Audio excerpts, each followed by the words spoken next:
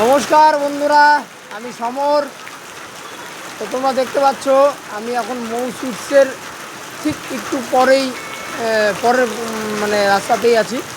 এই দেখো, এই যে গলিটা, এই যাচ্ছে গলিটা, দেখতে পাচ্ছ গলিটা, এই যে এই দিক দিয়ে গলিটা চলে গেল। আর ওই যে ঠিক একটু পরেই মৌ সুইটস। হ্যাঁ, এই দেখো মুষলধারে বৃষ্টি পড়ছে।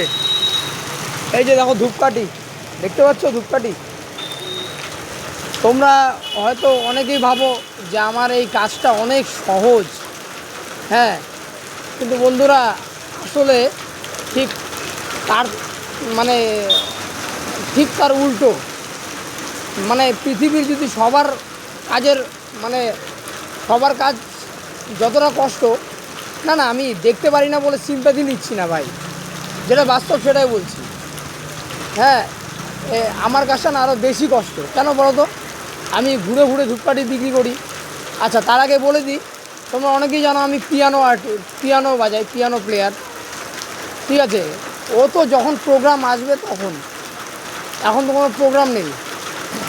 যাই হোক, তোমরা আমাকে দেখতে পাচ্ছ কি না কমেন্টে জানাবে। হ্যাঁ, আমি কিন্তু বুঝতে পারছি না। আমি তোমাদের কাছে শুধু কথা শেয়ার করার জন্য ভিডিওটা করা। আর যারা ফেস দেখতে চাইছো, হয়তো বা তারা সন্তুষ্ট হবে না। আমি জানি এটা ভিউ পাবো না, ফেসবুক ভিউ দেবে না বা ইউটিউব ভিউ দেবে না। তারপরেও এই যে দেখো কত কষ্ট। ঠিক আছে,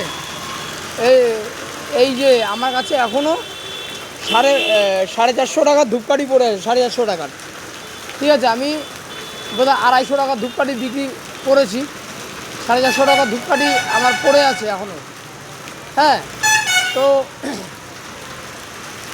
এই ধূপকাঠিগুলো বিক্রি করলে তারপর আমার 250 টাকা এরকম হয়তো হবে। তো যখন আমার যদি 12 মাস প্রোগ্রাম থাকে, মানে পিয়ানো কিবোর্ডের প্রোগ্রাম, মিউজিক্যাল প্রোগ্রাম যদি থাকে, তাহলে আমার হয়তো বা এত কষ্ট করতে হবে না। এক একটা প্রোগ্রামেই আমার ভালো ইনকাম। আর চাইছিলাম যে সরকারের কথা আর কিছু বলবো না, আমার বলতেও হয়। ভাতা ভাতা ভাতা। হ্যাঁ, তোমার অন্নপূর্ণা ভাতা সবাই পাচ্ছে, আবার কেউ পাচ্ছে না, ওগুলো আমি দেখছি না, দেখার দরকারও নাই।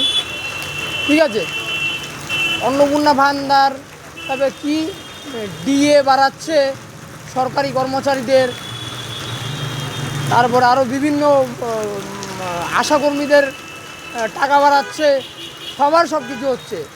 আমরাও ভোট দেই, আমরাও ট্যাক্স দেই, আমরাও সব কিছু করি, অথচ আমাদের কথা শোনার মতো কেউ নেই। হ্যাঁ, আবার আমরা হচ্ছে লিগেল কোনো কাজ ছাড়া আনলিগেল কাজও করতে পারবো না। ঠিক আছে, প্রথম কথা আমরা সৎ, দ্বিতীয় কথা আমরা দেখতে পাই না। ঠিক আছে,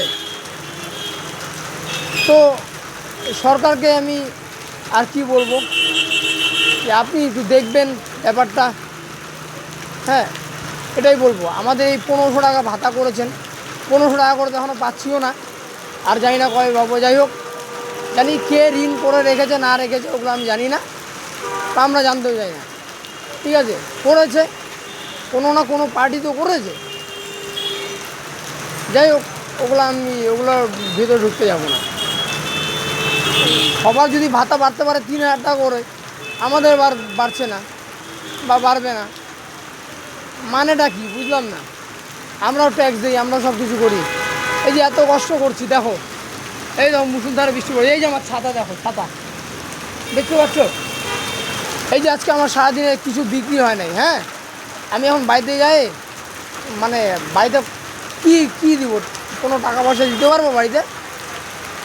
হ্যাঁ, যে কোনো ফিনান্সিয়াল যতই আমি সাপোর্ট পাই না কেন, হয়তো একটু হেল্প হয়তো মা দাদা তরফ থেকে পাওয়া গেলে যায়। এবার আমি চাই নিজের উপরে নিজের ইনকামে থাকতে, নিজের ইনকামে চলতে। ঠিক আছে, আমার মেয়ে আছে, আমার ওয়াইফ আছে, শুধু আমার না, আমার মতো এরকম আরও অনেক মানে কষ্টের মানুষ আছে। ঠিক আছে, আমি একা না। কিন্তু সত্যি আমরা যারা হ্যান্ডিক্যাপ, আমাদের সত্যি অনেক কষ্ট।